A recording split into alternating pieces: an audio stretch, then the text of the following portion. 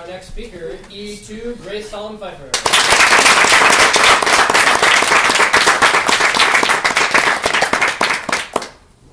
I come from a pretty average neighborhood, full of suburban cul-de-sacs, walking distance Targets, and uppity soccer moms, and even more uppity lacrosse moms.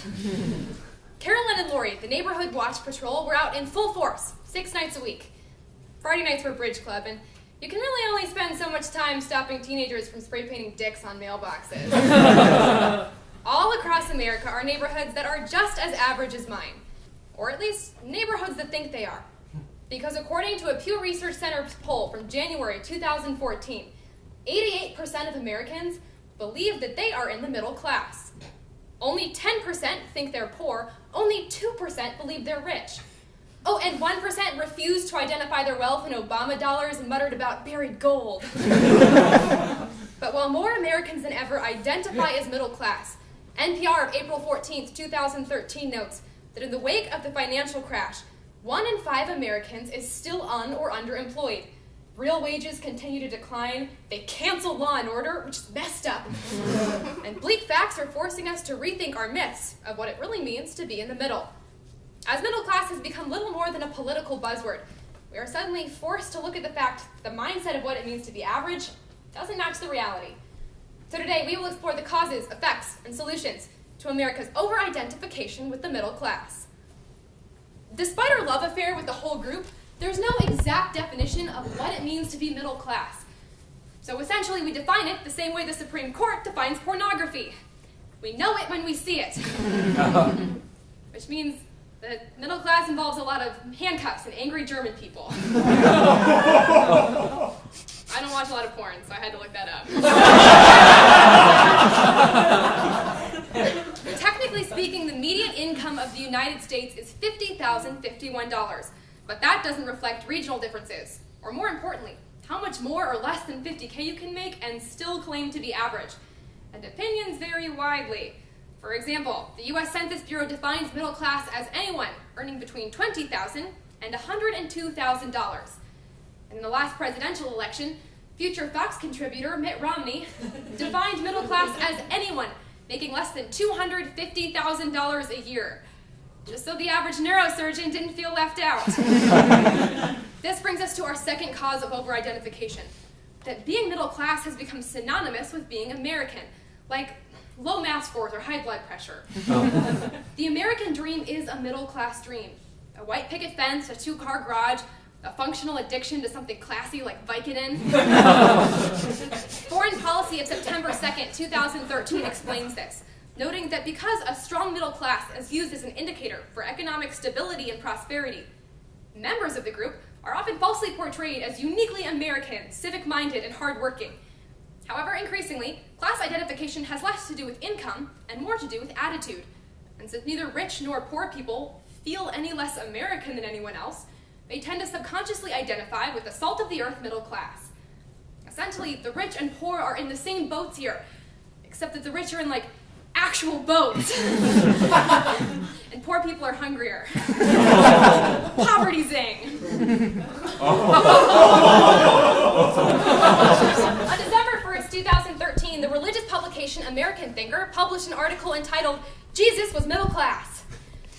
I didn't read it. I felt like I got the main point.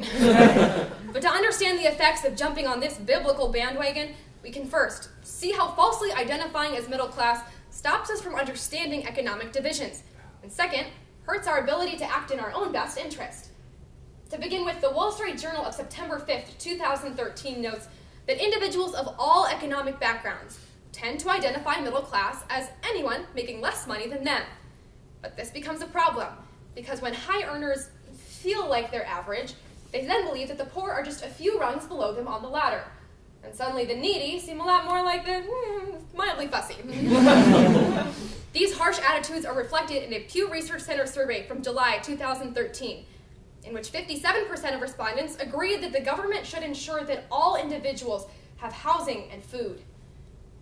And I guess the other 41% think the poor should be on a permanent juice cleanse. Or they're total assholes. And I think it's that one because in the same poll, 71% of respondents said that the poor had become too dependent on government assistance. It's like, feed a man for a day and he wants to eat again the next day? No thank you. This brings us to our second effect, that falsely identifying as middle class stops us from being able to act in our own best interest. According to a 2013 article from the Food Research Center and Action Group, the number one barrier between the needy and the things that they need is stigma and lack of awareness. Many members of the working poor who are eligible for programs like food stamps never even apply because they believe that they are far closer to average earners. The results of this are reflected in an article from October 30th from Reuters, which notes that Congress has just approved $5 billion in food stamp cuts. And yet there's a surprising lack of outrage, because some fail to see themselves as victims of this, and the rich falsely believe that the poor are swimming in basic needs and everything they could want to prevent permanent organ damage from starvation. But ultimately, this disconnect affects everyone, including the rich, because after they burn out their own organs on Valium and Pinot Grigio, they're going to need to harvest their organs from somewhere. Oh yeah, that was me really advocating we harvest the organs of the poor. Earlier this year, Rick Santorum, you know what, it doesn't really matter. Criticized President Barack Obama for pandering to the middle class, saying, "Since when in America do we have classes? That's Marxism talk." So there's your Rick Santorum solution. Pretend that money doesn't exist. But in case that doesn't work, we can turn to solutions on a discursive and a personal level. First, on a discursive level, the way we talk about class needs a serious reality check. The aforementioned Wall Street Journal notes that using terms like low class comes with stigma that's attached to far more than pay stubs, so it's no wonder that no one voluntarily identifies with the group. At the same time, specific terms like low income and working poor and working class are fading out of the lexicon. But reviving these designations and demanding them from politicians not only forces us to be specific, but using terms like low income and working poor suggests that the poor are just that, working. At the same time, it's essential that we don't rhetorically construct the rich as wealthy, top-hat-toting monopoly men in monocles. It's the 21st century. They all have Google Glass by now. On a personal level, the solution is easy.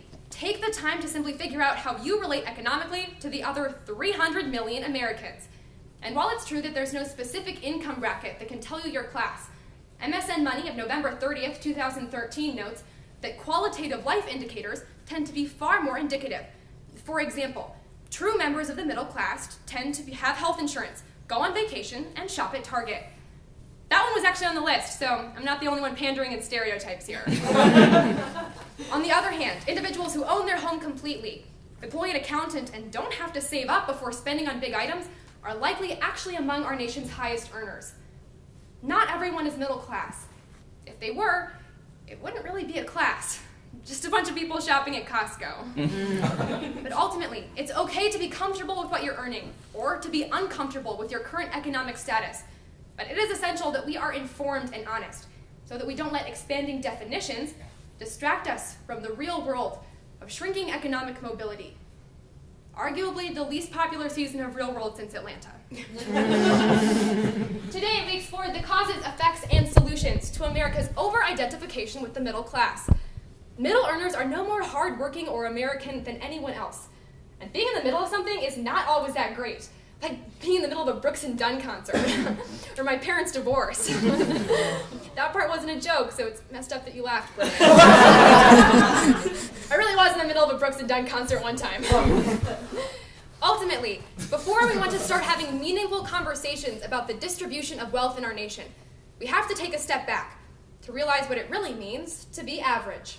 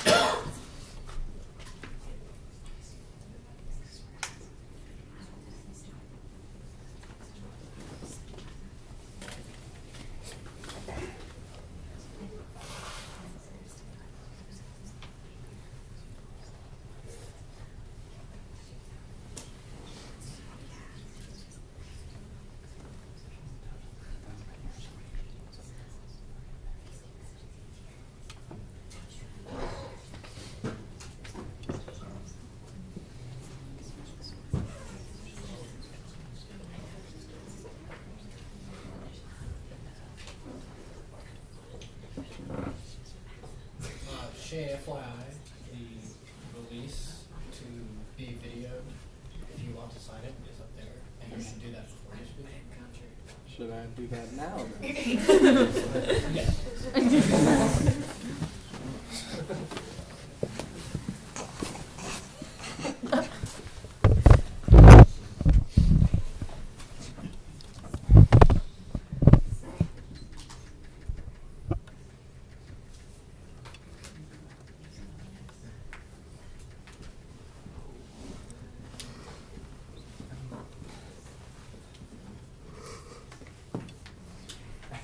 It's his phone number.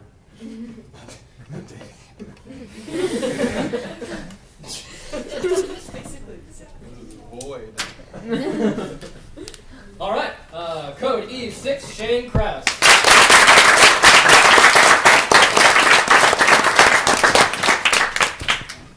When I was just a boy, I wanted to be the best. So that means I only idolized the best. People like Abraham Lincoln, Ronald Reagan, and Jesus. But I've done a lot of growing up.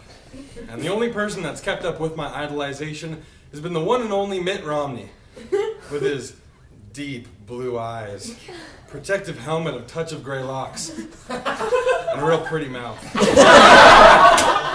Everything seemed perfect nearing the 2012 elections, as Romney was sure to win. But then disaster struck. Under this radical, socialized election system in the U.S., Romney was forced to disclose his tax information. And although a true gentleman never discusses finances in the presence of his nation, Romney obliged and gave us a copy of his tax returns and a real copy of his birth certificate. What this told us, according to ABC News on September 21st, 2013, is that although Romney made $13.6 million, he only paid $1.9 million in taxes, making his effective tax rate just 14%. Considering that the normal plebeian pays over 30% in taxes, Romney's 14% is well under half. The reason he's able to do this is the capital gains tax. In order to encourage investing, the government taxes money made from investments or capital gains at a lower rate because they feel it's good for the economy. However, this tax has been taken advantage of by millionaires around the nation. According to Politico, on January 10th, 2014, this capital gains tax is up to be renewed this year. In the past, it has been renewed without a thought, because no one knew a thing about it or got pissed off enough to stop it. This is our time to end the capital gains tax. So today, we will see that we must equalize the capital gains tax with the normal income tax bracket. Through examining the causes, effects, and solutions to this taxing tax, we will better understand how to overcome the problem that rich people think is pretty cool. Initially, I was surprised that rich people wanted to continue taking advantage of this tax. Even the late economist Biggie Smalls knew that more money meant more problems. But then again, the only thing Biggie Smalls ever invested in was some sick beats. There are two causes to this disastrous capital gains tax: general tax code ignorance and selfish rich people. But first, general tax code ignorance. Initially, this tax was put in place in order to encourage investing. According to Alternate, on September 26, 2013, investing can be a very risky business, and individuals must wait in order to realize there's no joke about risky business. And individuals must wait in order to realize the money that they make from these capital gains. For this reason, unlike our local Gordmans, the middle class is not welcome. This is because the middle class is reliant on getting a paycheck every 2 weeks in order to survive. So we can't wait that long in order to realize our profits. While we are living paycheck to paycheck, rich people are just living. Second, selfish rich people. Now don't get me wrong, I'm not one of those dirty Occupy Wall Street hippies that totally accomplished something. I like working just as much as the next guy, as long as that next guy was able to find a job. Oh. According to the Washington Post, on September 23rd, 2013, the majority of people that take advantage of this capital gains tax are a bunch of rich white people, and it's very discriminative towards minorities. This should be alarming, because Congress the people in charge of upholding this capital gains tax are also a bunch of rich white people. According to the Christian Science Monitor on July 29th, 2013, there are currently 253 millionaires plaguing our Congress. Because the people that are in charge of upholding this tax, that's a number. Because the people in charge of upholding this tax are also benefiting from it, it's clear why this tax has been around for so long. Now, we understand how dangerous it can be to get high on the corporate ladder using the capital gains tax. And that is not okay. Aside from red eyes and dulled motor skills, there are two disastrous effects to blazing the capital gains tax. Increasing the wage gap and a shortchanged government. But first, because rich people are able to dodge billions of dollars in taxes, the middle class is stuck picking up the bill. While they're able to enjoy 14% on their taxes, we're stuck at this 30%, which hinders us from increasing up the social wealth ladder. Essentially, the capital gains tax is a rich person's way of jacking off on the face of the middle class, or what economists like to call trickle-down economics.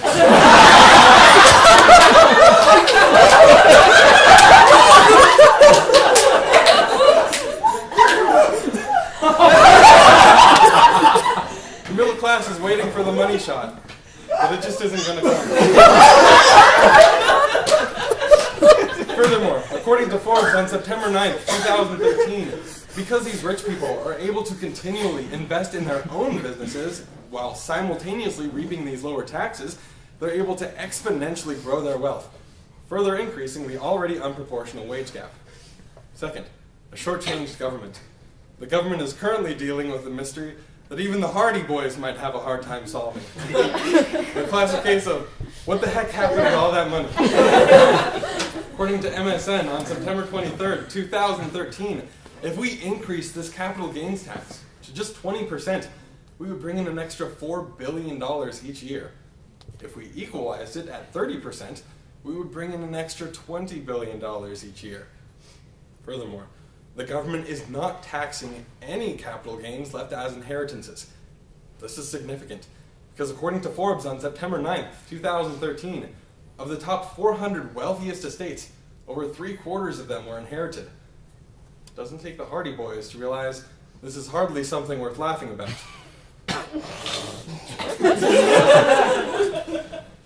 If we were able to implement this tax, we would bring in well over $20 billion each year that could go forward paying for essential government programs, such as education or congressional pizza parties. Now we understand how dangerous it can be to get high on the corporate ladder using the capital gains tax. So finally, we must build a bridge to some solutions that exist on the governmental and personal level. Because after all, the only difference between a ladder and a bridge is just a little push.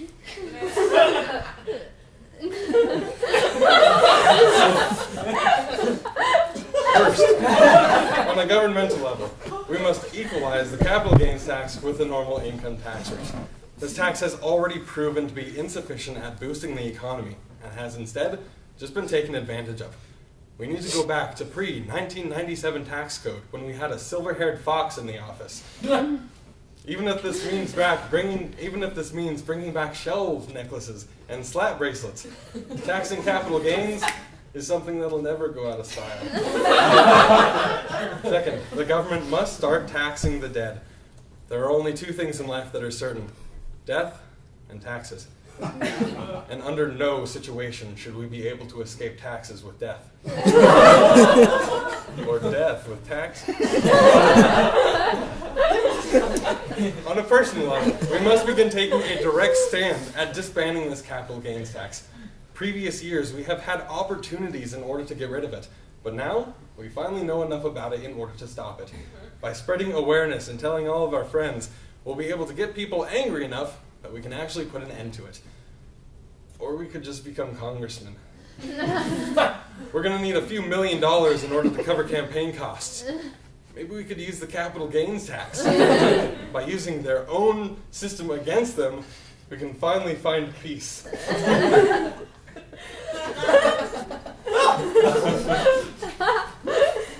Today, we realize that we must equalize the capital gains tax with the normal income tax bracket.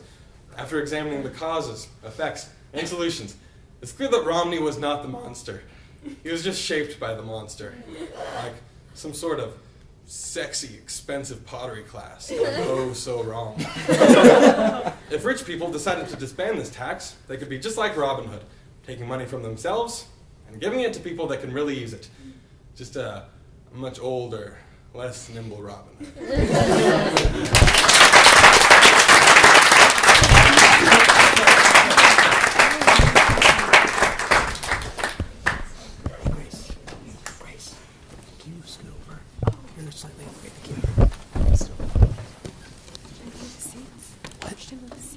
Yeah, just one over.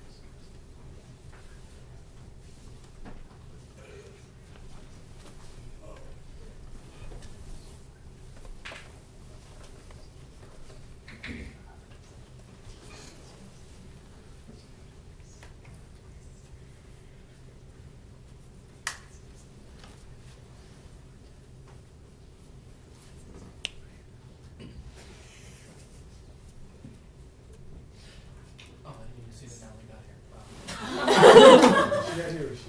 Yeah. Well, in that case. Should I go sign the paperwork now? Please.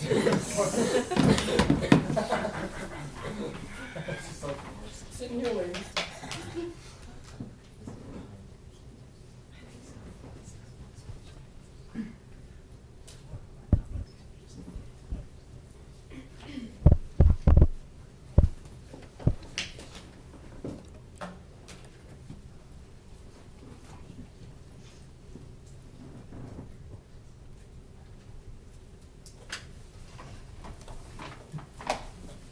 All right.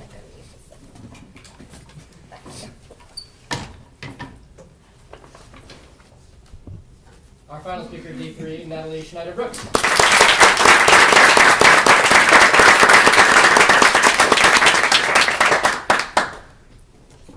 Satan's favorite baseball player, Alex Rodriguez, was tired of only being hated for cheating at baseball, so he started a charity, according to USA Today of February 27, 2013.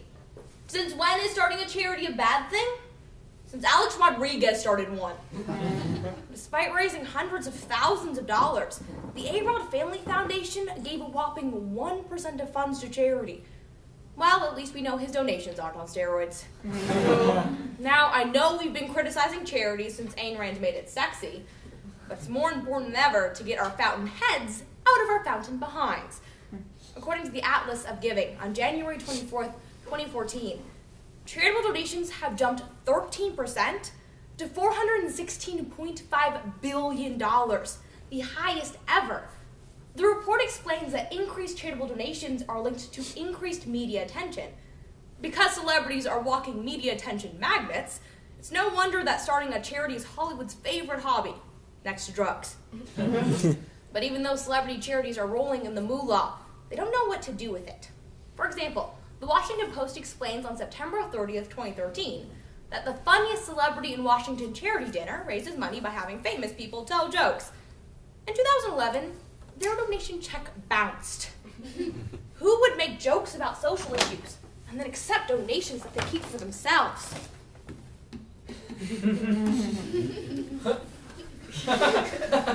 According to Nonprofit Quarterly of February 28th, 2013, scores of famous folks start philanthropic foundations that actually do very little philanthropy. Most have good intentions, but are just real dumb. I wouldn't trust a Kardashian to spell philanthropic organization, much less run one. And they have 4. Celebrity charities do more harm than good. So today, we will examine the problems, causes, and solutions to uncharitable celebrity charities. While some of these charities do good work, in an age of economic uncertainty, it is vital we ensure celebrities don't take our money and do nothing with it. That's Congress's job.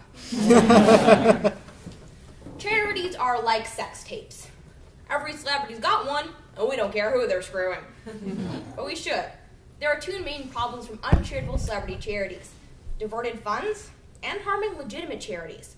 Initially, just like I don't want to see most accountants in their bathing suits, I don't want to see most celebrities doing bookkeeping. In a live chat on Huffington Post on February 13th, 2014, Ken Berger, CEO of Charity Navigator, pointed to Madonna, something fewer men are doing these days. He explains that Madonna appointed her friends to her foundation, which was supposed to benefit Malawi, but only ended up benefiting Madonna's friends. Celebrity charities work like this. Yo, Rufus, you my boy, I'ma treat you right. You now the chief executive officer of my charity. Give me all the monies. This, of course, is my impression of Martha Stewart. As the Boston Globe explains on September 29th, 2013, 65 to 70% of every dollar should go directly to the charity's cause, not its employees. But unlike breathalyzers, less than 50% of celebrities are above the mark. Second, every penny that goes to these charities is one less penny for legitimate charities. In the aforementioned Huffington Post live chat, Berger explains that even if celebrity charities got their act together and only screwed up at the same amount as other charities, it would still be worse, because celebrities gobble up so much of the charitable donation pie. Nom nom nom. As CNN Money explains on May 7th, 2013, If you give money to a charity that donates any less than 75%, it's no different than folding your money into a paper airplane and throwing it off a building in the hopes that it hits someone in need. Go, Benjamin Franklin. Do charity. Or not. Now, I'm sure some celebrities probably do want to help and start charities out of the kindness of whatever medical advancement designed to prevent aging they have instead of hearts. Well, let's examine the two causes of uncharitable celebrity charities: legal loopholes and psychological authority. Initially, nonprofit law is basically non-existent. According to IRS.gov, last updated December 12, 2013, in order to be a nonprofit, you must fill out a rigorous form where you check one box that says, "I promise to be a good charity, cross my heart and stuff." Seriously, the only requirements for being tax exempt is not actively engaging in politics and not profiling people. And according to the Journal of Philanthropy of January 16, 2014, Uncle Sam has no intentions of tinkering with charitable or nonprofit regulations because he's too busy looking through your Facebook photos. Without government regulations, celebrities can use charities to pay their friends and boost their image. Man, the IRS even sticks it to us when they don't regulate stuff. The second cause is all your fault. Okay, so it's mine too. According to Science Daily of November 29th, 2013, we build complex psychological relationships with celebrities, and we'll do anything they tell us to do in order to be more like them. I bought Purr, Katy Perry's perfume, and I don't smell anything like a cat. I haven't seen a single firework. According to the Daily Mail of January 16th, 2013, we have celebrity worship syndrome. Don't worry, Pfizer's already working on a pill. But this celebrity worship syndrome has a very significant effect, because psychologically speaking, when a celebrity says, "Give to my charity," we don't say, "Why should I?" We say, "Be my friend!" Nonprofit Imperative reported on April 4th, 2013, that Lady Gaga jacked up the price for her We Pray for Japan wristbands and pocketed the extra money to pay for her filthy, filthy wig habit. Fake hair is an ugly way to die. So, how do we solve this gargantuan uncharitable celebrity charity problem? Solutions on governmental and personal levels. First, I never thought I'd say this, but we need more laws. Specifically, we need to reform the tax code for 501c3, which sounds kind of like a Star Wars robot. Help me, IRS. You're our only hope. In order to maintain nonprofit status, organizations should be required to give what the aforementioned Boston Globe states is the minimum acceptable amount, 65%. As the Hollywood Reporter explains on July 27, 2013, if celebrities can be discouraged from the tax burden of opening up new charities, they might begin to endorse already established charities. And I have a few suggestions. Will Smith for the Smithsonian Institution. Soul Singer Seal for Easter Seals. And finally, this one's obvious. Stevie Wonder for the relief group World Vision. But while we're waiting for the government to discourage new celeb charities, we can do something on our own. Stop giving to stupid charities. Seriously, who saw A-Rod's name on something and thought, "Oh, that guy won't do anything bad. Here, take my money." It takes only a few seconds on websites like the Better Business Bureau at bbb.org, charitynavigator.org, and guidestar.org. We spend more time researching movies on Netflix than giving money to movie stars. But if you feel like you have to donate to a celebrity, there are a few good ones. According to the IRS, Kansas City Chiefs quarterback Alex Smith gives 91% of funds to charity. Unlike many problems, this one is easy to solve by just doing a little research. Don't just do something because a Kardashian says to. In fact, never do anything a Kardashian says to. Charitable donations could one day cure cancer, end poverty, and eliminate hunger. But only if we stop giving them to stupid people. Today, by examining the problems, causes, and solutions to uncharitable celebrity charities, we are able to take the first step in solving the celebrity problem, which I'm only going to assume has 12 steps. A-Rod was a lying, cheating bum who ran the world's worst charity. But it's worth remembering, we helped him do it.